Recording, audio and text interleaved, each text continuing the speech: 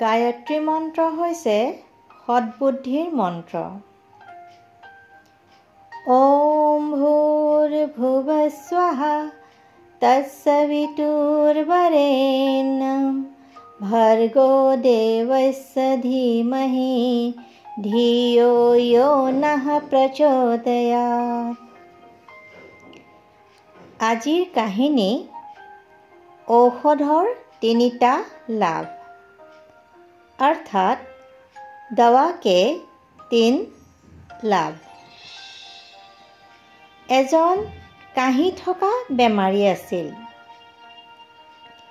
সেই লোভীয়া কাহি থকা বেমাৰীজনে বহু ধৰণৰ চিকিৎসা কৰাইছিল, কিন্তু কোনো চিকিৎসকৰ ঔষধে কাম দিয়া নাছিল। নতুন চিকিৎসক এজনৰ প্ৰশংসা শুনি বেমাৰীজন তেওঁৰ ওচৰলৈ চিকিৎসাৰ বাবে গ'ল। তেওঁ চিকিৎসকজনক ক'লে, আত্মসংযমটো মোৰ দ্বাৰা নহ'ব, কিন্তু আপুনি যি খাব দিব সেইখিনি খাই থাকিম। চিকিৎসকজন বৰ ধেমেলীয়া স্বভাৱৰ আছিল। তেওঁ ক'লে, যি মন যায় খাবা আৰু মোৰ ঔষধখিনিও খাবা, ইয়াৰ পৰা 3টা লাভ নিশ্চয় পাবা। খাবলৈ ভাল পোৱা লোভীয়া কাহি থকা বেমাৰজনে সুধিলে, 3টা লাভ কি কি? চিকিৎসকজনে উত্তৰ দি ক'লে, ঘৰত চোৰ সোমাব নোৱাৰে, কুকুৰে কামুৰিব নোৱাৰে আৰু বাৰ্ধক্য আহিব নোৱাৰে। কাহটো ভাল হ'ব বুলিতো মই কথা দিব নোৱাৰোঁ।